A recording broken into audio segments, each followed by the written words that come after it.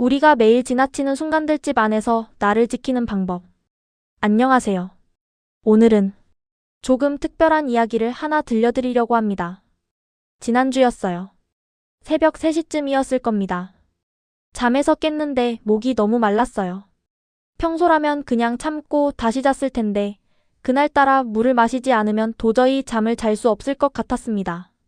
불을 켜지 않았어요. 켤 필요가 없다고 생각했거든요. 이 집에서 몇 년을 살았는데 눈 감고도 부엌까지 갈 수 있다고 생각했으니까요. 침대에서 일어나 천천히 걸었습니다. 침실 문을 열고 복도를 지나 거실로 들어섰죠. 그런데 그 순간이었어요. 발이 무언가에 걸렸습니다. 아주 짧은 순간이었지만 몸이 앞으로 쏠리는 게 느껴졌어요. 심장이 철렁했죠. 본능적으로 손을 뻗어 벽을 짚었고 간신히 중심을 잡았습니다. 거실 소파 앞에 놔뒀던 슬리퍼였어요. 낮에 벗어둔 채 그냥 둔 거였죠. 매일 그렇게 두는데 그날은 어둠 속에서 제가 그걸 못 봤던 겁니다. 한참을 벽에 기대 서 있었어요. 심장이 쿵쾅거렸습니다.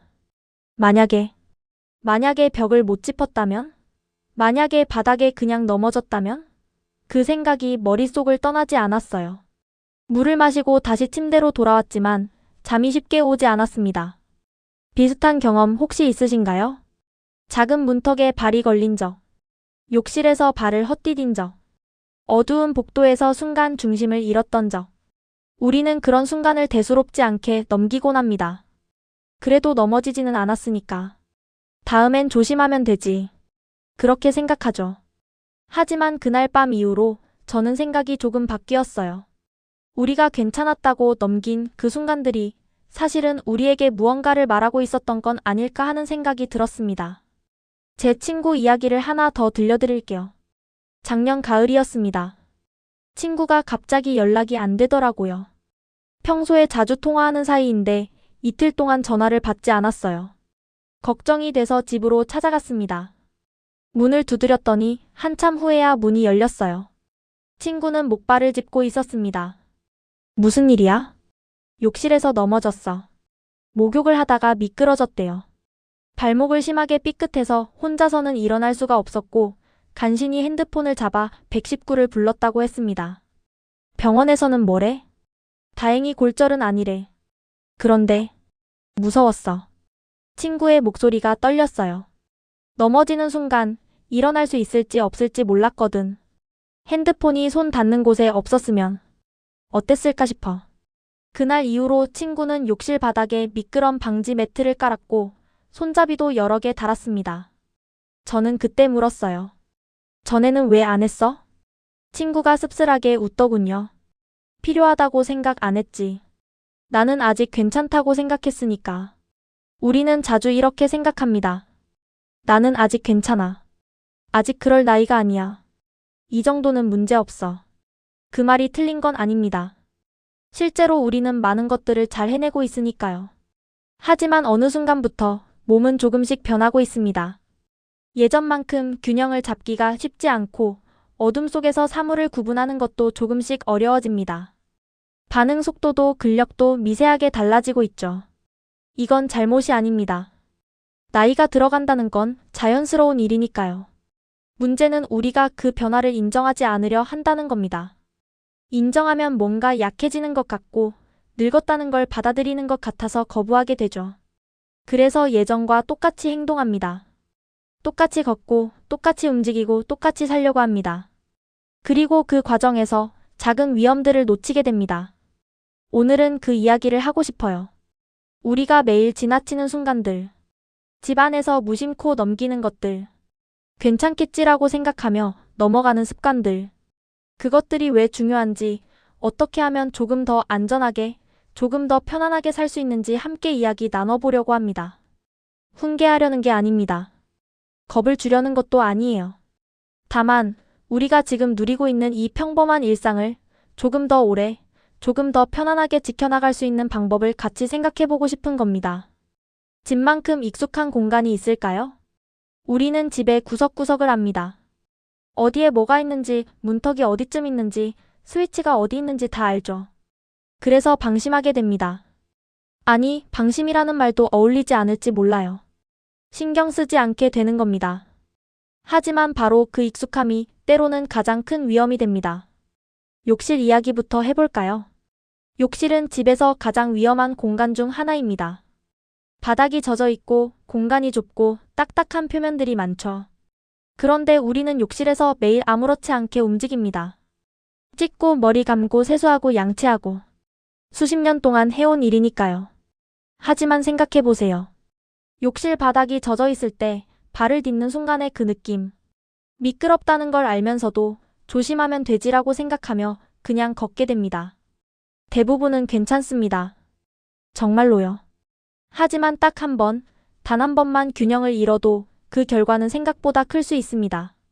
제가 아는 분 중에 이런 경우가 있었어요. 평소처럼 샤워를 하고 나오다가 발을 헛디뎠대요. 욕조 가장자리에 손을 짚으려 했는데 손이 미끄러졌고 그대로 엉덩방아를 찧었죠. 그 자리에서는 큰 통증이 없었대요. 좀 놀라긴 했지만 일어날 수는 있었으니까 괜찮다고 생각했죠.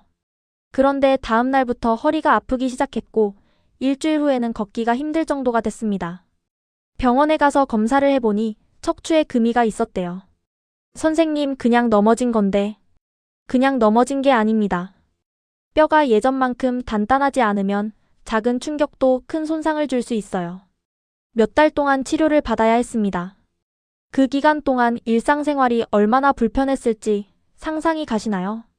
그래서 욕실에는 꼭 신경을 써야 합니다. 어렵게 생각할 필요는 없어요. 작은 것들부터 시작하면 됩니다. 먼저 바닥에 미끄럼 방지 매트를 깔아보세요. 요즘은 종류도 다양하고 설치하기도 쉽습니다. 욕조 안쪽에도 깔 수 있는 제품들이 있어요. 그리고 가능하다면 손잡이를 하나 달아보세요. 욕조 옆이나 샤워기 근처, 변기 옆 같은 곳에 손잡이가 하나만 있어도 훨씬 안정감이 생깁니다. 그런 건 나이 든 사람들이 쓰는 거 아니야? 이런 생각하실 수도 있어요. 하지만 생각해보세요. 손잡이가 있다고 해서 뭐가 달라지나요? 오히려 잡을 곳이 있으니 더 편하고 더 안전하죠. 나이와 상관없이 안전한 게 좋은 겁니다. 그리고 하나 더. 욕실에서 나올 때 급하게 나오지 마세요. 우리는 무의식 중에 빨리 움직이려고 합니다. 샤워 끝났으니 빨리 나가야지, 추우니까 빨리 옷 입어야지 하면서요. 그런데 바로 그 급함이 문제가 될 수 있어요. 젖은 발로 바닥을 디딜 때 한 발 한 발 천천히 디디세요. 손으로 벽이나 손잡이를 짚으면서 나오세요. 몇 초 더 걸린다고 해서 뭐가 달라지나요? 그 몇 초가 나를 지킬 수 있는 시간입니다. 이제 다른 이야기를 해볼게요. 밤에 화장실 가거나 물 마시러 갈 때 불을 켜시나요? 많은 분들이 불을 켜지 않습니다. 눈이 부시잖아. 깨면 다시 잠들기 힘들어. 이 집은 내가 다 아는데 뭐. 다 맞는 말이에요. 저도 그렇게 생각했으니까요. 하지만 제가 새벽에 슬리퍼에 걸려 넘어질 뻔했던 그날 이후로 생각이 바뀌었습니다. 밤에는 시야가 생각보다 많이 제한됩니다. 낮에 보이던 것들이 잘 안 보이고 거리 감각도 둔해집니다. 더군다나 잠에서 막 깨어난 상태라면 몸도 완전히 깨어나지 않은 상태죠. 균형 감각도 떨어져 있고 반응 속도도 느립니다. 그 상태에서 어둠 속을 걷는 건 생각보다 위험할 수 있어요. 바닥에 놓인 물건들, 턱 하나, 미끄러운 표면 하나가 모두 걸림돌이 될 수 있습니다. 한 가지 방법을 제안 드릴게요. 센서 등을 설치해보세요. 요즘은 복도나 화장실 입구에 설치할 수 있는 작은 센서 등들이 많이 나와 있습니다. 사람이 지나가면 자동으로 켜지고 잠시 후 저절로 꺼지는 제품들이요. 밝기도 은은해서 눈이 부시지 않고 배터리로 작동하는 제품들도 많아서 설치도 간단합니다.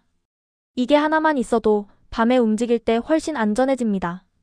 발밑이 보이고 장애물이 보이고 내가 어디로 가고 있는지 확인할 수 있으니까요. 그래도 그냥 익숙해서. 이렇게 말씀하실 수도 있어요. 익숙함은 소중한 겁니다. 하지만 익숙함에 기대서 위험을 감수할 필요는 없습니다. 작은 빛 하나가 우리를 지켜줄 수 있어요. 그리고 또 하나. 밤에 일어날 때는 천천히 일어나세요. 침대나 이불에서 벌떡 일어나지 마시고 먼저 침대 가장자리에 앉아서 몇 초 정도 기다려보세요. 어지럽진 않은지, 몸이 완전히 깨어났는지 확인하고 그 다음에 천천히 일어나시는 겁니다. 급할 게 없습니다. 화장실도 물도 어디로 도망가지 않아요. 천천히 안전하게 움직이는 게 우선입니다. 우리 집에 문턱이 몇 개나 있을까요? 욕실 입구, 베란다 입구, 방 입구. 생각보다 많습니다. 보통 때는 아무렇지 않게 넘나드는 곳들이죠. 하지만 이 작은 턱 하나가 때로는 큰 문제가 될 수 있습니다. 제가 아는 어르신 한 분은 베란다에 빨래 넣는 걸 좋아하셨어요. 매일 아침 빨래를 하고 베란다로 나가 빨래를 널었죠. 그런데 어느 날 평소처럼 빨래 바구니를 들고 베란다로 나가다가 문턱에 발이 걸렸습니다. 빨래 바구니를 들고 있었기 때문에 손을 쓸 수가 없었고 그대로 앞으로 넘어졌어요. 다행히 크게 다치지는 않았지만 무릎과 손목에 멍이 들었고 한동안 일상생활이 불편했습니다. 그 뒤로 그분은 베란다 문턱에 눈에 잘 띄는 색 테이프를 붙이셨어요. 그리고 빨래를 넣을 때는 바구니를 먼저 베란다에 두고 빈손으로 턱을 넘은 다음 바구니를 가져오는 방식으로 바꾸셨습니다. 처음엔 번거로웠는데 이제는 습관이 됐어요. 이게 훨씬 안전하더라고요. 문턱은 우리가 매일 지나다니는 곳이기 때문에 존재를 잊게 됩니다. 여기 턱이 있지 하고 생각하며 넘는 게 아니라 그냥 무의식적으로 넘게 되죠. 대부분은 문제가 없습니다. 우리 몸이 자동으로 기억하고 있으니까요. 하지만 어떤 날은 다릅니다. 피곤한 날, 급한 날, 무거운 걸 들고 있는 날, 주의가 다른 곳에 가 있는 날. 그런 날에는 그 익숙한 문턱조차 위험이 될 수 있습니다. 문턱을 없앨 수는 없습니다. 집 구조상 어쩔 수 없는 부분들이 있으니까요.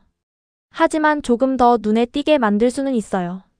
밝은색 테이프를 붙이거나 문턱 앞에 작은 매트를 깔아서 시각적으로 구분이 되게 하는 겁니다. 그리고 가능하다면 문턱 근처에 손잡이나 짚을 수 있는 지지대가 있으면 좋습니다. 이건 좀 과한 거 아니야? 과하다고 생각하실 수도 있어요. 하지만 한번 넘어져서 다치면 그때 가서 후회하게 됩니다. 미리 준비하는 게 나중에 후회하는 것보다 낫습니다. 그리고 하나 더 말씀드리고 싶은 게 있어요. 물건을 들고 이동할 때는 항상 앞을 보면서 걸으세요. 우리는 종종 물건에 시선을 고정한 채로 걷게 됩니다. 쏟아질까봐, 떨어뜨릴까봐 신경 쓰면서요. 하지만 그러다 보면 앞이 안 보입니다. 문턱도 장애물도 보이지 않죠. 물건은 쏟아지면 다시 담으면 됩니다. 떨어뜨리면 다시 줍으면 돼요. 하지만 넘어지면 다시 일어나는 게 쉽지 않을 수 있습니다.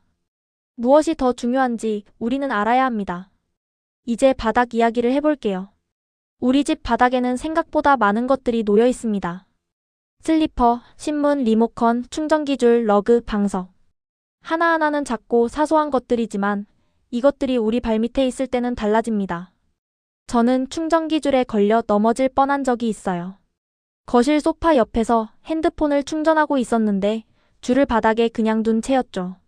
저녁에 불을 끄고 침실로 가다가 그 줄에 발이 걸렸습니다. 다행히 소파를 잡아서 넘어지지는 않았지만 그 순간 정말 아찔했어요. 그 뒤로 저는 충전기 줄을 항상 정리합니다. 벽을 따라 테이프로 고정하거나 줄이 바닥에 늘어지지 않게 정리해두죠. 작은 습관 하나가 큰 사고를 막을 수 있습니다. 러그나 매트도 조심해야 할 부분입니다.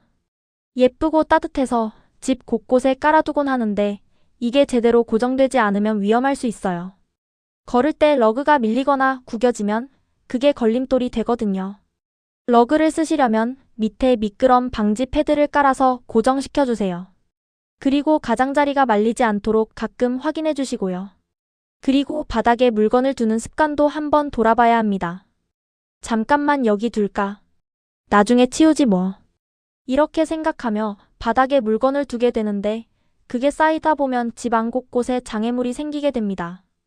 특히 자주 지나다니는 동선 위에 물건을 두는 건 위험해요.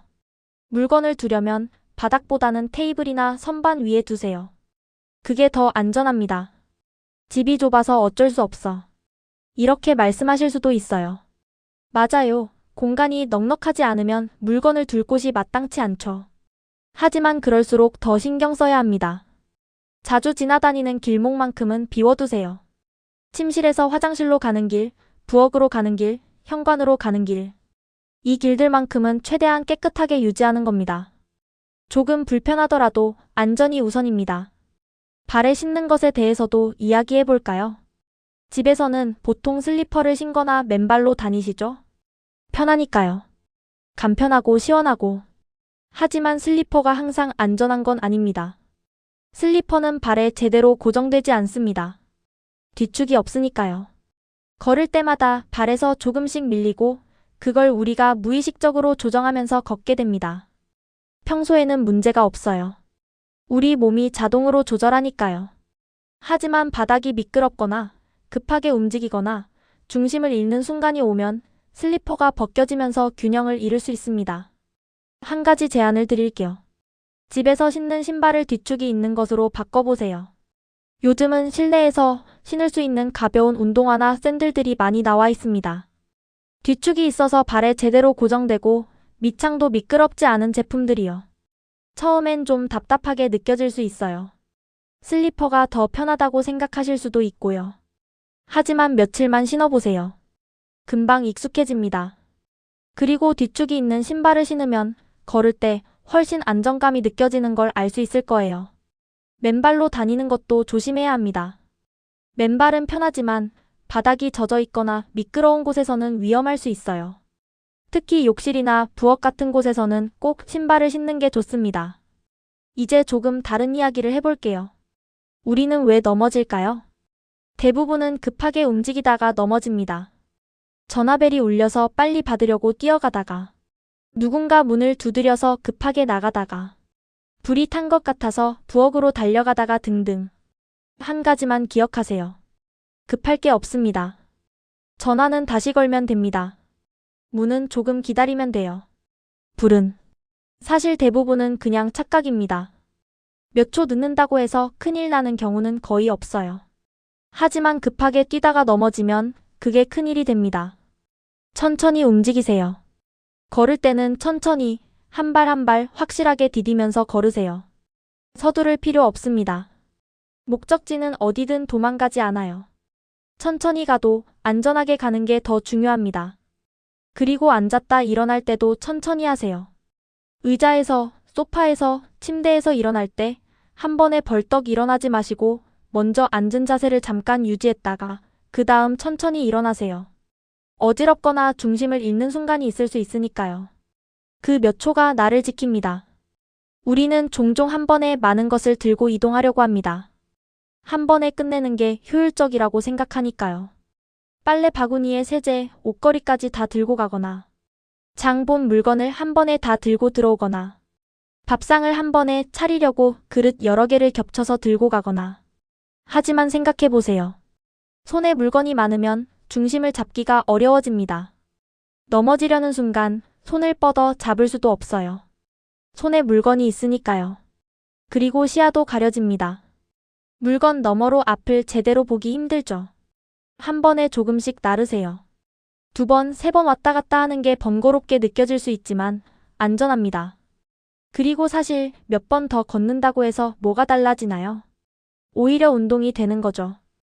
효율보다 안전이 우선입니다. 그리고 무거운 물건을 들 때는 꼭 양손으로 드세요.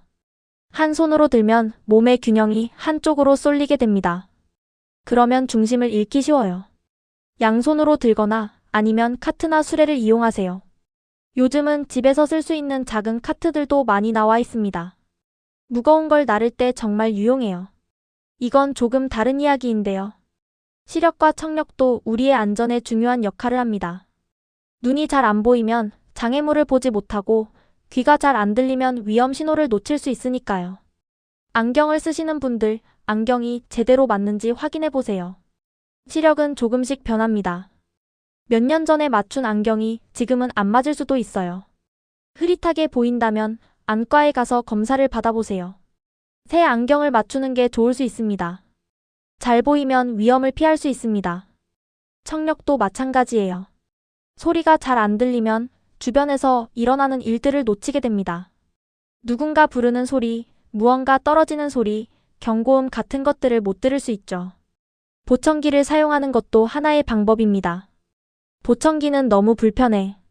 아직 그럴 정도는 아니야. 이렇게 생각하실 수 있어요.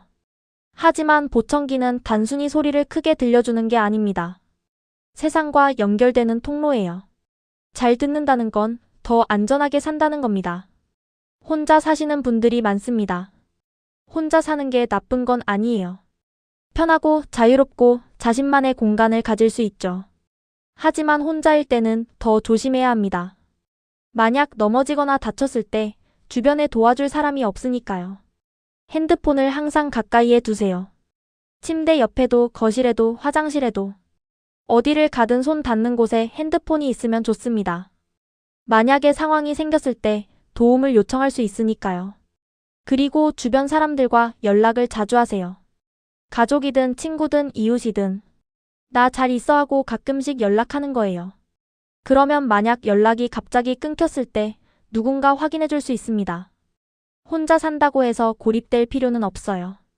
연결되어 있는 게 중요합니다. 그리고 부끄러워하지 마세요. 도움이 필요하면 요청하세요.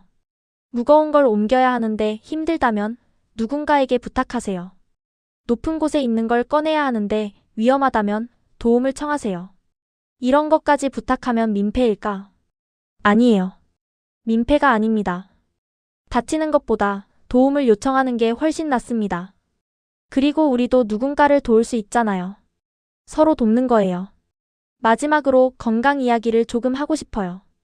우리 몸이 건강하면 넘어질 위험도 줄어듭니다. 근력이 있으면 중심을 잡기 쉽고 유연성이 있으면 다쳐도 회복이 빠르니까요. 가벼운 운동을 하세요. 거창할 필요 없어요.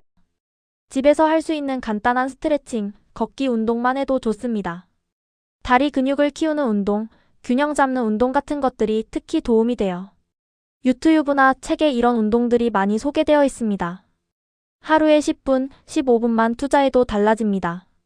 그리고 영양도 챙기세요. 잘 먹는다는 건 몸에 힘을 주는 겁니다. 단백질, 칼슘, 비타민 D 같은 영양소들이 뼈와 근육을 튼튼하게 해줘요. 식사를 거르지 마시고 골고루 드세요. 정기적으로 건강검진도 받으세요. 뼈 건강, 균형 감각, 시력, 청력. 이런 것들을 체크하는 거예요. 문제가 있으면 조기에 발견할 수 있고 치료나 관리를 시작할 수 있습니다. 나중에 후회하는 것보다 미리 관리하는 게 낫습니다. 여기까지 긴 이야기를 들어주셔서 고맙습니다. 오늘 이야기한 것들 다시 한번 생각해보면 사실 별거 아닙니다. 불 켜고 다니기, 바닥 정리하기, 천천히 움직이기, 손잡이 설치하기. 하나하나가 정말 작고 사소한 것들이에요. 하지만 이 작은 것들이 우리를 지킵니다. 넘어지지 않게, 다치지 않게, 오래오래 건강하게 살 수 있게 해주죠. 지금 우리가 누리고 있는 이 평범한 일상. 아침에 일어나서 물 한 잔 마시고, 햇살 받으며 커피 한 잔 마시고, 산책 나가고, 친구와 통화하고, 좋아하는 드라마 보고, 편안하게 잠드는 이 일상. 이게 얼마나 소중한지 우리는 알아야 합니다. 그리고 이 일상을 지키는 건 어렵지 않아요. 조금만 신경 쓰면 됩니다. 조금만 준비하면 돼요. 훈계하려는 게 아니었어요. 겁주려는 것도 아니었고요. 다만 우리가 조금 더 오래, 조금 더 편안하게, 조금 더 안전하게 살 수 있기를 바라는 마음에서 이야기를 나눴습니다. 오늘 하루를 한번 떠올려 보세요. 혹시 그냥 넘겼던 순간은 없었나요? 어둠 속을 걸었던 순간, 급하게 뛰었던 순간, 문턱을 무심코 넘었던 순간. 그 순간들이 어쩌면 우리에게 무언가를 말하고 있었는지도 모릅니다. 조금만 더 조심하면 좋겠어. 나를 좀 더 아껴줘. 우리 몸이 우리에게 보내는 신호일 수도 있어요. 내일부터는 조금만 더 신경 써보세요. 불을 켜고 천천히 걷고 바닥을 정리하고 안전한 신발을 신고 작은 변화들이 모여서 우리의 일상을 더 안전하게 만들어줄 겁니다. 여러분 건강하세요. 그리고 안전하세요. 오늘도 내일도 모레도 우리 함께 오래오래 이 아름다운 일상을 누려요. 오늘 이야기가 조금이라도 도움이 되었다면 좋아요 한번 눌러주시고요. 구독도 해주시면 앞으로도 이런 이야기들을 계속 나눌 수 있을 것 같습니다. 댓글로 여러분의 이야기도 들려주세요. 혹시 비슷한 경험이 있으셨는지, 어떤 방법들을 쓰고 계신지 서로 나누면서 함께 배워가면 좋겠습니다. 그럼 다음에 또 만나요. 오늘 하루도 안전하게 건강하게 보내세요. 감사합니다.